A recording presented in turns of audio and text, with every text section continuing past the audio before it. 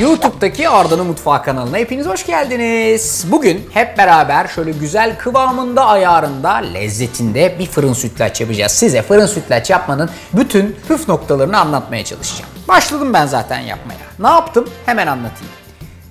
Yarım su bardağı kadar pirinci tencerenin içerisine koydum. Üstüne de yarım litre süt ekledim ve bunu burada yavaşça bir aşağı yukarı 15 dakika pirinçler şişene kadar pişirmeye başladım. Bu 15-20 dakikalık sürenin sonunda süt birazcık buharlaşıyor.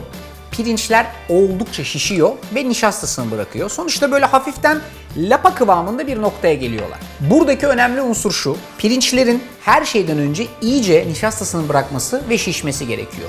Böyle olmazsa tarifin içerisinde kaplara porsiyonladığımızda pirinçler ister istemez dibe çökecektir. O yüzden önce iyice pişirmeyi ve pişirirken de sürekli olarak böyle karıştırmayı ihmal etmeyin ki pirincin nişastasıyla bu dibe yapışmasın. Şimdi bir kaşık kadar nişastayı böyle bir kabın içerisine ekliyorsunuz. Üstüne bir kaşık kadar pirinç unu, 1 litre kadar süt ekliyorum. Eklediğim süt mutlaka oda sıcaklığında ya da birazcık soğuk olması gerekiyor. Asla ve asla sıcak ve kaynar eklemiyoruz nişastanın topaklanmaması için. Şimdi bu ikiliyi alıp direkt olarak burada artık iyice bak böyle lapa olmaya başlamış ve şişmiş pirinçlerin üzerine ekliyoruz. İçerisinde nişasta ve pirinç unu olduğundan dolayı bu arkadaş bunun kıvamını yavaş yavaş bağlayacak. Fakat 1 litre süte dikkat ettiyseniz yaklaşık birer kaşık kadar koydum. Yani bir kaşık ondan bir kaşık ondan koydum. Bu şu demektir: bunun kıvamını böyle aşırı derecede sert bağlamayacak. Çünkü benim sevdiğim ayarda bu birazcık hafif sulu kıvamda fırına giriyor. Dinlendikçe yavaş yavaş oturdukça böyle güzel kıvamına geliyor. Şeker ayarı önemli.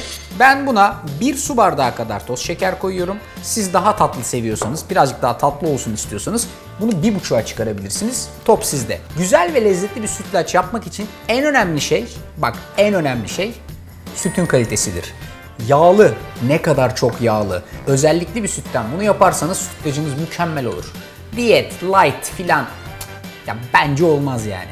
Şimdi yapacağımız şey şu: bu arkadaşı burada birazcık yavaş yavaş karıştıra böyle pişirmeye başlayacağız. Tamamen bir muhallebi kıvamına gelmesini istiyor muyuz? Asla. Birazcık böyle sıvı kıvamda olacak bu, ama kepçeye gelecek kıvamda olacak. Nasıl mı olacak o kıvam? Böyle karıştırarak. Göstereceğim size şimdi. Pirinçler nişastasını bırakmış ve pişmiş, dibe çökmüyor. Ve yine klasik eskilerin yaptığı gibi şunu yapıyoruz. Kaşığın tersi. Şöyle hop. Yol oldu mu? Bak oldu. O şeker de iyi, bu soğuyunca güzel oturur. Ama kıvam böyle birazcık fazla sıvı. Yani Arda bunun daha böyle yoğunlaşmış olması gerekmiyor mu?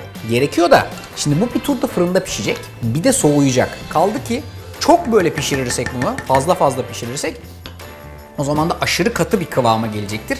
Asla öyle bir şey istemiyoruz. Bundan sonra bir kepçe ve fırında pişireceğiniz kaplar şöyle güzelce karıştırıyoruz. Ve her bir kepçeye olması gerektiği kadar pirinci de alıp bunun böyle içerisine güzelce döküyoruz.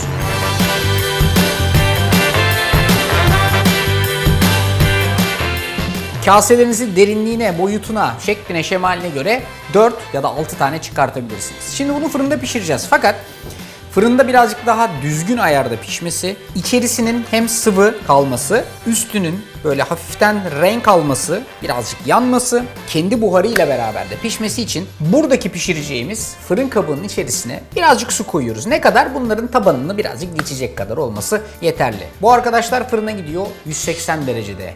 Bir dakikası yok. Ne kadar üstünü yakmak isterseniz o kadar yakabilirsiniz. Hafif böyle bir simsiyah olmadan almak lazım. Ama ayar sizde. Dikkatli vaziyette alıp üstlerini iyice pişirene kadar bunları atıyoruz, unutuyoruz. Arada bir çay may bir şey içeriz değil mi? Fırından çıkarttıktan sonra bu arkadaşların durumu bu. Hiçbir zaman hepsi aynı oranda kabarmaz, hepsi aynı oranda yanmaz. Normaldir bu. Fakat şöyle bir şey göstereceğim size. Hani bunu fırından çıkarttık ya, bak. Henüz sıcakken ve fırından çıkarttığın zaman kımıllığı, bak görüyor musun? Şu kımıllığı istiyorsun. Çünkü bu eğer sıcakken böyleyse soğuduğu zaman tam kıvamında olacak demektir. Eğer fırından çıkarttığınızda kas katıysa soğuduğu zaman taş gibi bir şey olur. Bir çuval incir berbat olur. Yapması aslında bu kadar kolay ve bu kadar lezzetli bir fırın sütlaç. Güzel süt seçeceksiniz. Pirinçlerinizi önden iyice haşlayacaksınız. Hiç kıtır kıtır kalmayacak. Ondan sonra da hafif sıvı kıvamdayken kaplara boca edip güzelce fırında üstünü kızartacaksınız.